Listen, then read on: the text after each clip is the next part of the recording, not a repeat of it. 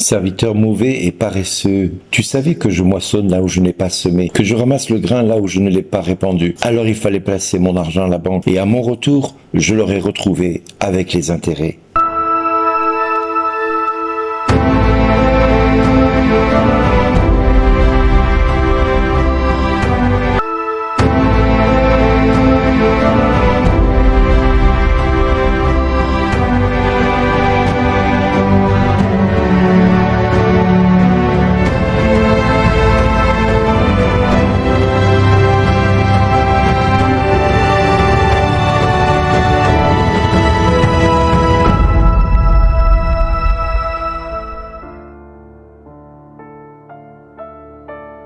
Bonjour les amis.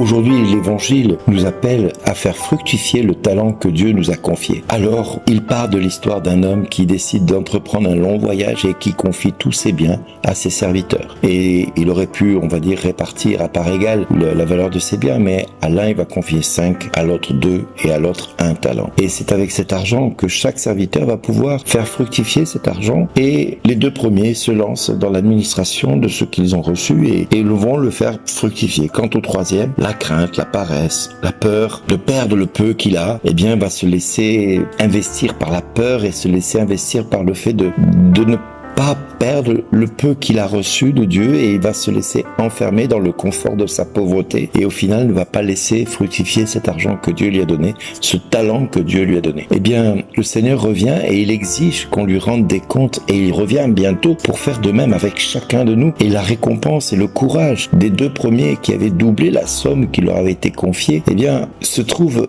être encouragé. Mais à côté de ça, la réaction envers le serviteur prudent fut tout autre, voire même décevant. On peut penser que depuis, on va dire 2000 ans, que l'histoire que nous a été raconté par cet évangile, que les hommes en auraient tiré une quelconque leçon de faire fructifier ce que Dieu leur a donné. Eh bien non, nous avons aujourd'hui dans l'histoire de notre humanité des hommes et des femmes qui continuent, avec les grâces qui leur ont été données par Dieu, de ne pas les laisser fructifier en eux et de vivre dans cette forme de pauvreté d'état, parce qu'ils vont avoir peur de le peu de choses qu'ils ont reçues de Dieu. Néanmoins, c'est une mentalité un petit peu globale et on va dire généralisée dans le monde. Aujourd'hui, nous avons des personnes qui, avec le peu qu'ils ont, vont prendre le risque de perdre tout ce qu'ils ont pour investir dans le royaume, pour faire des choses pour le royaume de Dieu. Et ce n'est pas donné à tout le monde que de prendre du temps et de l'énergie et de se dire « je n'ai rien, mais ce que j'ai, je te le donne au nom de Jésus-Christ, lève-toi et marche ». Et c'est vrai que parfois, nous sommes tiraillés dans notre cœur parce que on veut plaire à Dieu, mais en même temps, on veut pas lui déplaire. Et dans la balance, nous ne savons pas lequel des deux doit peser le plus.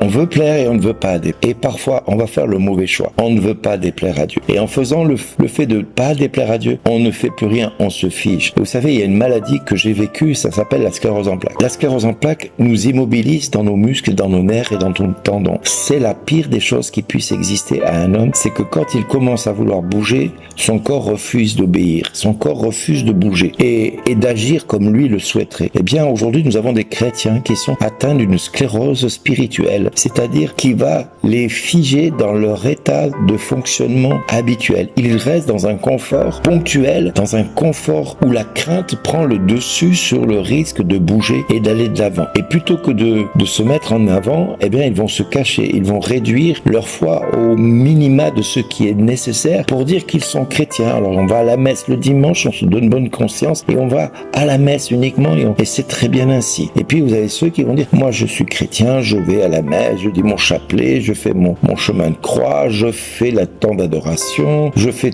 toutes les retraites que le curé de la paroisse nous propose, je vais à Lourdes 2 fois par an, je vais à la Salette par an, je vais à Pontmain à tel endroit, enfin bref, je fais tout ce que Dieu, l'Église me propose. Mais si je dois me remettre en question sur ce que je fais dans mon quotidien d'homme ou de femme, eh bien là, et ça coince. Parce que là, je prends des risques. Tant que ce rythme-là de vie chrétienne ne me dérange pas dans mon quotidien, alors tout va bien. Sauf que voilà, si je travaille dans l'unité des chrétiens, c'est aussi pour être bousculé dans ma foi de catholique. Si je fais quelque chose aujourd'hui qui semble des fois un peu folle de mettre en place, comme les 7 minutes. Combien de personnes m'ont dit mais tu vas jamais tenir dans le temps parce que c'est compliqué de faire ces 7 minutes tous les jours. Oui, c'est compliqué, mais Dieu le sait. Et c'est là où moi je ne m'appuie pas sur mes capacités, mais je fais fructifier ce que Dieu a mis dans mon cœur. Et j'aurai tout aussi la facilité de dire j'arrête parce que ça ne me procure rien à moi personnellement, si ce n'est que je suis là pour être au service de l'Église, pour que l'Église avance et progresse. Et donc notre vocation est de gérer non pas le quotidien, mais de gérer ce que Dieu a mis dans notre cœur. On ne peut pas contempler d'une simple lecture de l'Évangile avec une contemplation stérile de l'Évangile. Nous devons gérer avec courage et prendre des risques, parce que notre vocation de chrétien, c'est de nous préparer à la sainteté. Et cela se prépare comme un combat, se prépare comme une compétition. Et notre milieu social et professionnel doit être le premier endroit où nous devons proclamer le Christ par des paroles et des témoignages. Et si nous ne sommes pas capables de faire cela, eh bien nous faisons ce que beaucoup de chrétiens